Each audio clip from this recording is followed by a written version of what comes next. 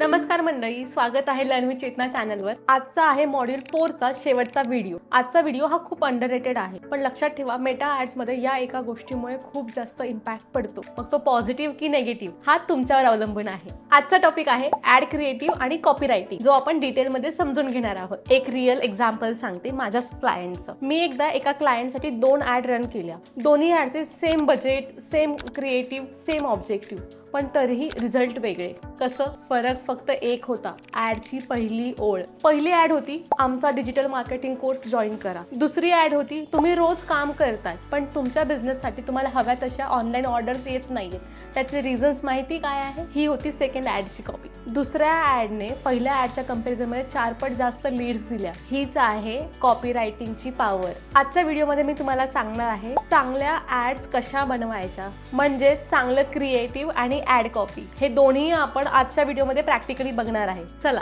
सुरू करूयात। एक आपण सायकोलॉजी समजून घेणं अत्यंत गरजेचं आहे। मेटा ऍड्स कधी लोकांना शो होतात जेव्हा लोक इंस्टाग्राम स्क्रोल करत असतात, तेव्हा त्यांना ती ऍड दिसते। तुमच्या ऍडचे पहिले 3 ते 4 सेकंड स्ट्रॉंग असणे खूप गरजेचं आहे, तिथे लोक थांबली पाहिजे। यालाच म्हणतात स्क्रोल स्टॉपिंग हुक। जर तुम्ही इमेज ऍड रन करत असाल तर लक्षात ठेवा इमेजचे व्हिज्युअल्स एवढे स्ट्रॉंग पाहिजे की लोक थांबली पाहिजे। स्क्रोल स्टॉपिंग क्रिएटिव्ह कसे बनवायचे चला बघूयात। एक, पॅटर्न इंटरप्ट करा, म्हणजेच लोकांना जे एक्सपेक्टेड नसेल ते दाखवा। एक्झाम्पल घेऊन सांगते। फॉर एक्झाम्पल, साधा फूडचा फोटो असेल तर लोक स्क्रोल करतील। हेच तुम्ही जर त्यांना व्हिडिओमध्ये सांगितलं की हे फूड खाऊन माझं वजन 5 किलोने कमी झालं, तर लोक नक्की थांबतील। 2, बिफोर आफ्टर। हे ट्रान्सफॉर्मेशन दाखवणं सगळ्यात उत्तम आहे, कारण की याच्यामध्ये तुमचं रिअल वर्क दिसतं। फॉर एक्झाम्पल, 0 ते 10,000 फॉलोअर्स तुमची जर्नी असो किंवा तुमची वेट ट्रान्सफॉर्मेशनची जर्नीचे बिफोर आणि आफ्टरचे फोटोज असो।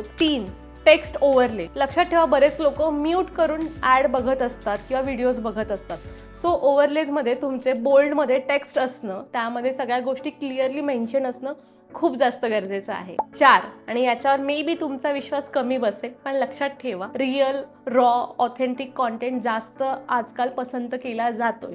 हेच तुम्ही मोठमोठ्या ब्रँडच्या ऍडमध्ये देखील बघू शकता। आणि ह्याच्याच जागी खूप जास्त एडिटेड किंवा खूप जास्त पॉलिश व्हिडिओज जास्त पाहिले जात नाहीये। सो तुम्ही तुमचे प्रोडक्ट्स किंवा तुमच्या सर्व्हिसेसचा डायरेक्ट रिझल्ट दाखवतायत किंवा डायरेक्ट एक्सप्लेन करताय कॅमेरासमोर, या गोष्टी लोक जास्त पसंत करतायत आणि जास्त चूज करतायत। आता ऍड कॉपी, म्हणजेच ऍड मधला टेक्स्ट, तो कसा लिहायचा त्यासाठी एक तुम्हाला फॉर्म्युला सांगते, AIDA फॉर्म्युला। चला बघूयात। ए म्हणजेच अटेन्शन। पहिल्या ओळीत असं काहीतरी लिहा की जे वाचून लोक थांबली पाहिजे। फॉर एक्झाम्पल, एक स्ट्रॉंग क्वेश्चन विचारा, जसं की तुमचा बिझनेस ऑनलाईन आहे पण तुम्हाला हवा तो सेल्स का येत नाहीये। एक बोल्ड स्टेटमेंट द्या, म्हणजेच 5,000 मेटा ऍड्सला स्पेंड करून मी 1 लाखाचा रेव्हेन्यू जनरेट केला। हे झालं बोल्ड स्टेटमेंट, हे ऐकून लोक नक्की थांबणार। 3, एक प्रॉब्लेम आयडेंटिफाय करा। फॉर एक्झाम्पल, रोज कॉन्टेंट टाकताय पण फॉलोअर्स वाढत नाहीये, सेल्स येत नाहीये, हे तुमच्यासोबत देखील होतंय का? अशा प्रकारचे प्रॉब्लेम्स आयडेंटिफाय करून ते रेज करा। आय म्हणजेच इंटरेस्ट, त्यांच्यामध्ये क्युरिओसिटी डेव्हलप करा, जसं की सोल्युशनची हिंट द्या। फॉर एक्झाम्पल, XYZ या प्रॉब्लेमचं सोल्युशन आहे, ही एक सिंपल स्ट्रॅटेजी जी बहुतेक लोकांना माहीतच नाही। डी म्हणजे डिझायर, त्यांना वाटायला हवं हे मला हवंच आहे। हे कसं करू शकतो? बेनिफिट सांगा, आउटकम दाखवा, यामुळे त्यांच्यामध्ये एक डिझायर येणार आहे। फॉर एक्झाम्पल, हे शिकल्यामुळे तुम्ही तुमच्या बिझनेससाठी चांगल्या क्वालिटीच्या लीड जनरेट करू शकता, स्वतःचे मेटा ऍड कॅम्पेन मॅनेज करू शकता किंवा क्लायंटसाठी देखील ऍड रन करू शकता। आणि लास्ट आणि मोस्ट इम्पॉर्टंट, ऍक्शन। त्यांना प्रॉपर CTA द्या। CTA म्हणजेच call to action. For example, आत्ताच रजिस्टर करा, डेमो क्लास बघा किंवा अधिक माहितीसाठी DM करा। आता नेक्स्ट आणि खूप इम्पॉर्टंट गोष्ट, व्हिडिओ ऍड की इमेज ऍड, नक्की कोणत्या ऍड चांगल्या काम करतात? लक्षात ठेवा याचं काही फिक्स आन्सर नाहीये,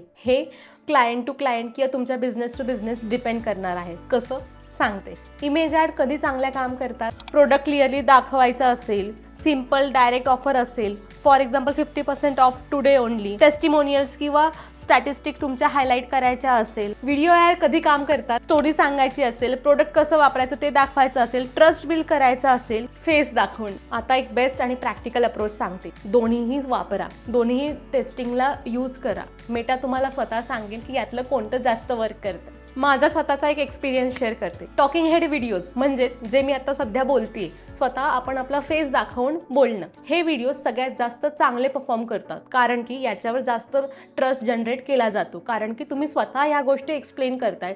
लोकांना एक फेस असतो ट्रस्ट ठेवण्यासाठी. आता नेक्स्ट आणि खूप important strategy, add क्रिएटिव्हचं fatigue.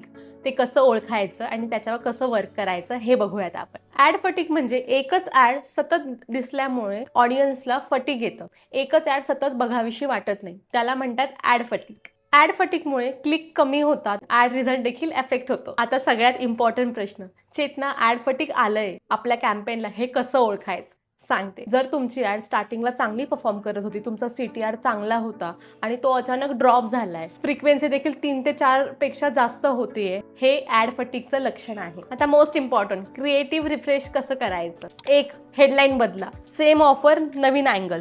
2. Visual बदला, नवीन फोटो किंवा व्हिडिओ यूज करा. 3. नवीन अँगल ट्राय करा.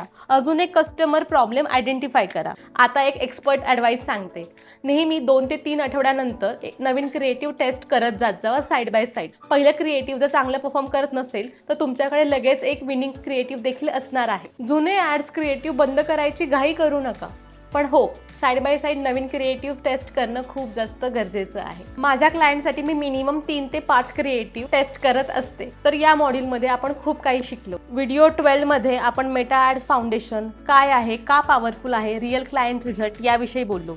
व्हिडिओ 13 मध्ये आपण सेटअप, बिझनेस सूट, पिक्सल, पहिलं कॅम्पेन हे पाहिलं.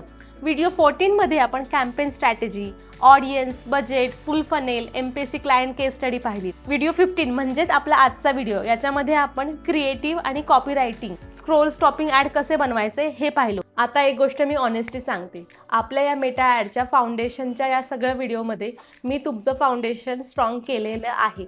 जर तुम्हाला याच्यामध्ये अजून डीप शिकायचं असेल, ॲडव्हान्स शिकायचं असेल, रिअल क्लायंटचे केस स्टडीज बघायचे असतील, तर तुम्ही माझ्या मेटाच्या ॲडव्हान्स कोर्सला ॲडमिशन घेऊ शकता. रजिस्ट्रेशनसाठी वेबसाईट खाली लिंक देते. आपण घेतलेल्या फ्री कोर्समध्ये तुम्ही एक कॅम्पेन रन करू शकता.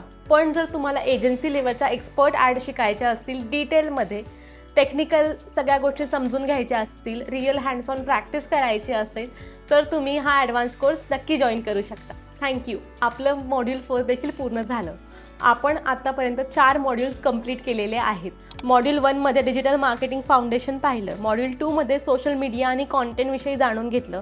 मॉड्यूल 3 मध्ये SEO आणि गुगल ॲड्स याबद्दल जाणून घेतलं. आणि मॉड्यूल 4 मध्ये मेटा ॲड्स. अशाच फ्री व्हिडिओसाठी चॅनलला सबस्क्राईब करायला विसरू नका आणि जास्तीत जास्त लोकांपर्यंत हे व्हिडिओज पोहोचवा. आपले ही व्हिडिओची सिरीज अशीच सुरू राहणार आहे. तुमची डिजिटल मार्केटिंग जर्नी अजून प्रोडक्टिव्ह बनवण्यासाठी मी नेहमी व्हिडिओज टाकत राहणार आहे. नेक्स्ट वीकपासून आपण व्हिडिओ एडिटिंग किंवा बाकीच्या ज्या गोष्टी आहेत त्याविषयी देखील सुरुवात करणार आहोत.